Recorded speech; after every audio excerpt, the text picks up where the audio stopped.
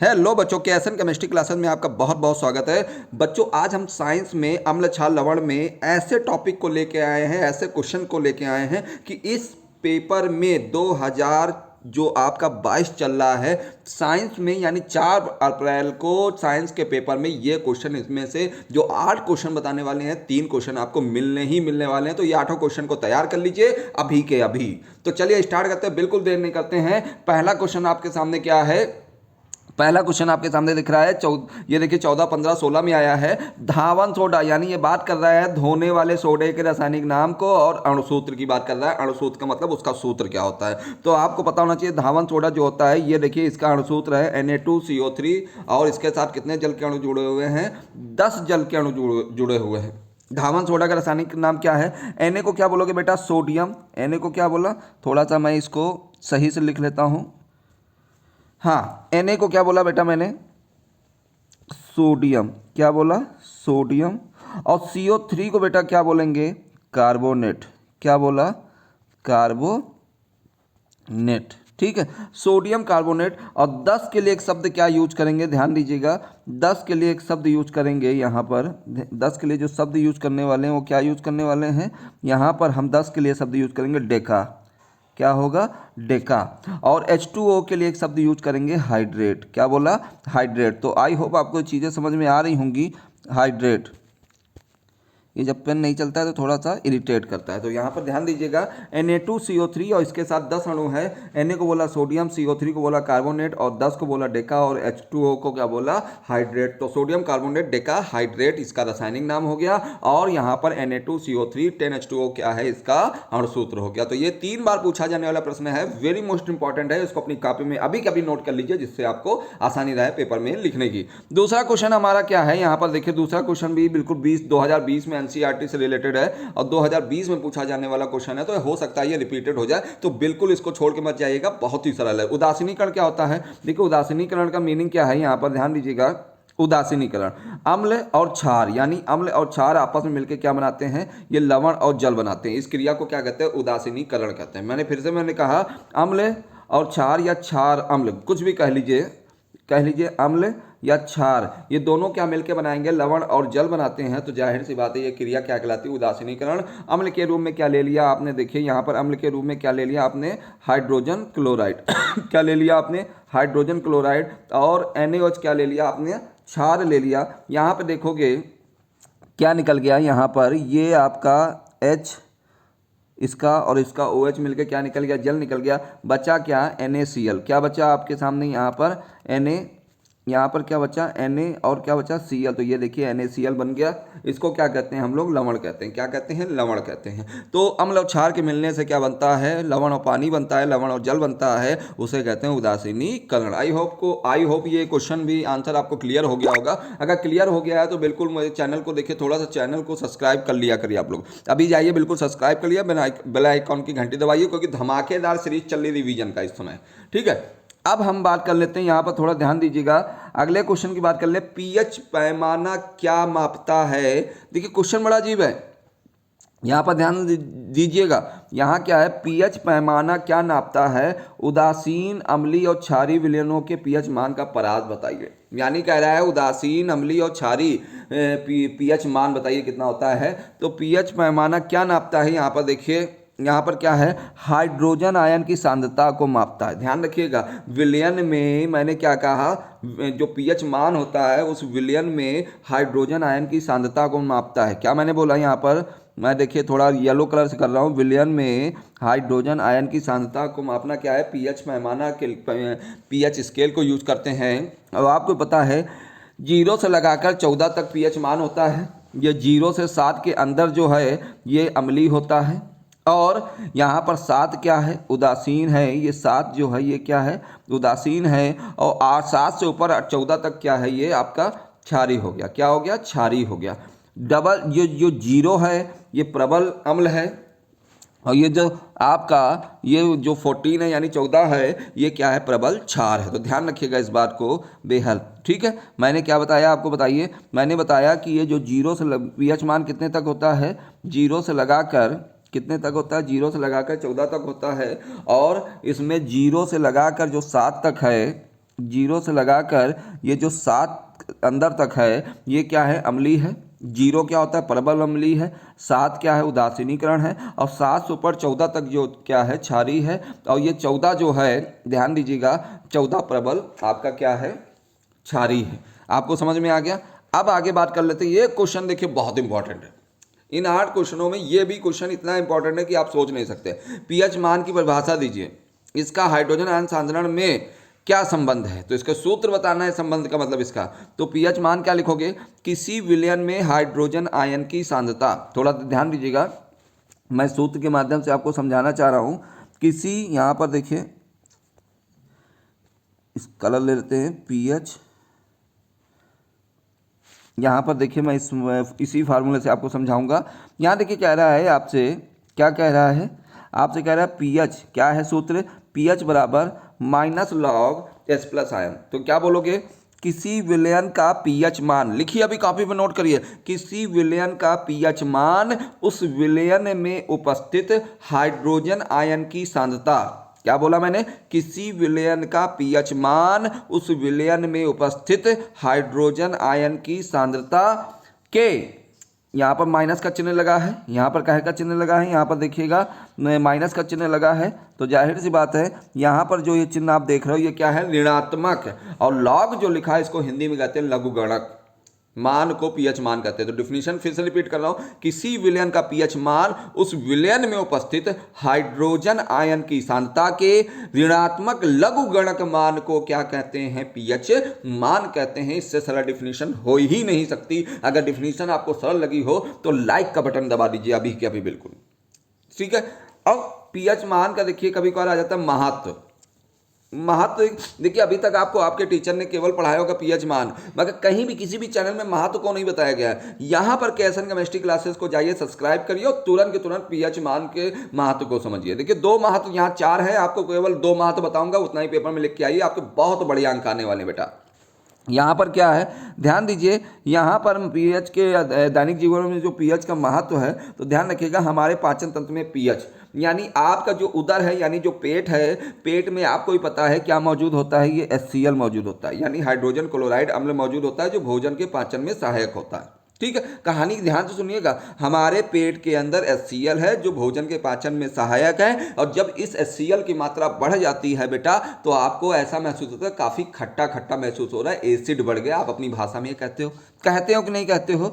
इसके लिए हम क्या करते हैं, इस एसिड को कम करने के लिए यहां पर एक प्रति अम्ल यूज करते हैं। और आप प्रति अम्ल का मैं बहुत बढ़िया एग्जाम्पल बता रहा हूं। आज के बाद कभी भी आपको एसिडिटी हो, कुछ नहीं करना है, फ्रिज में रखा हुआ जो ठंडा दूध है उसको उठा के, बिल्कुल प्योर ठंडा दूध जो, उसको पी लीजिए। आपको 101% 1 सेकंड के अंदर तुरंत ही क्या होगा, एसिडिटी समाप्त हो जाएगी, बहुत रिलैक्स मिलेगा, विश्वास मानिए। ठीक है, तो यह दूध किसका काम कर रहा है, दूध काम कर रहा है प्रति अम्ल का। किसका काम कर रहा है, अम्ल की अम्लता को घटा रहा है, ये कहलाता है प्रति अम्ल। तो मैंने क्या बताया, जब आपके पेट में HCl पाया जाता है जो भोजन में सहायक होता है, जब HCl की मात्रा अधिक हो जाती है पेट में, तो इसके लिए एक प्रति अम्ल कार्य करता है। इसलिए क्या करना पड़ता है, आप दूध ले लीजिए, यानी दूध क्या करेगा, तुरंत उसकी अम्लता को क्या करेगा, कम कर देगा। समझ में आ गया। दूसरा मैं यहाँ बताने वाला हूँ, बाकी तो एक पीएच परिवर्तन में दंत क्षय और पशुओं और पौधों द्वारा उत्पन्न रसायनों में आत्मरक्षण। मैं यहाँ बताने वाला हूँ पौधों में पीएच। देखिए यहाँ बात कर लें अगर हम पौधों में पीएच की, तो ध्यान दीजिएगा, कई हानिकारक ऐसे पौधे होते हैं जिनमें अम्ल पाए जाते हैं। जैसे नेटल का एक शाकीय पौधा है, उसके क्या होता है, डंकनुमा बाल पाए जाते हैं। ठीक है, जब उसके जानवर या हम उसमें हमारे उसके बाल अगर लग जाए शरीर में, तो आपको लगेगा कि काफ़ी डंक जैसा, मतलब डंक लग जाता है, जैसे बरैया काट लेती है, वैसे ही उसमें क्या होता है, आपको लगेगा काफ़ी दर्द होगा।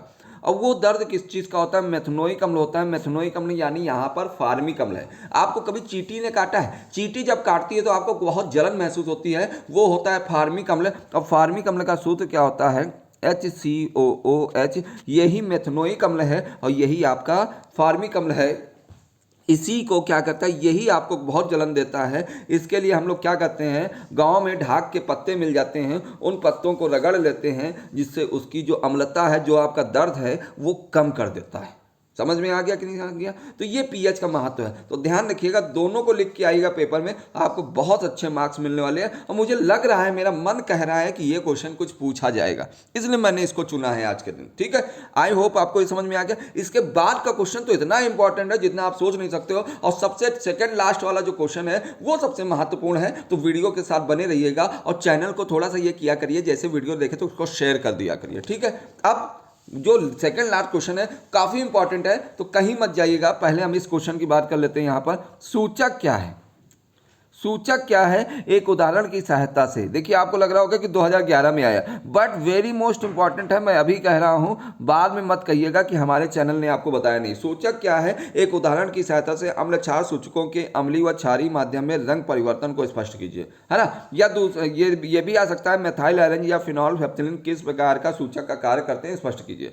देखिए, सूचक क्या है, जब हम अम्ल और क्या होते हैं सूचक यानी इंडिकेटर की बात कर रहे हैं। यहाँ पर आप देखोगे, यहाँ क्या है, अम्ल क्षार सूचक वे पदार्थ हैं जिनके अम्लीय विलयन में एक रंग और क्षारीय विलयन में दूसरा रंग होता है, उसे क्या कहते हैं, सूचक कहते हैं। ऐसे अम्ल क्षार जिनकी हम पहचान रंगों के द्वारा करते हैं, ध्यान से सुनिएगा, ऐसे अम्ल क्षार जिनकी पहचान हम रंगों के द्वारा करते हैं उसे सूचक कहते हैं। और सूचक में आपको मैं बताने वाला हूँ, 3 सूचक हैं आपके पास यहाँ पर। एक है आपका फिनोल्फेनोलिन, एक है मेथाइल ऑरेंज, और एक और आपका है यहाँ पर, ये फिनोल्फेनोलिन हो गया, मिथाइल ऑरेंज हो गया, एक और था हमारे पास, हाँ यहाँ पर कुछ मुझे याद नहीं आ रहा है, मगर एक फिनोल्फेनोलिन तो है, मिथाइल ऑरेंज है। ठीक है, अब देखिए यहाँ पर, अब आपको पता है कि नीला लिटमस पेपर क्या हो जाता है, लाल हो जाता है, और लाल लिटमस पेपर क्या होता है आपका, कैसा होता है। देखिए यहाँ देखिएगा, फिनोल्फेनोलिन, मैं एक एग्जांपल के माध्यम समझा रहा हूँ। फिनोल्फेनोलिन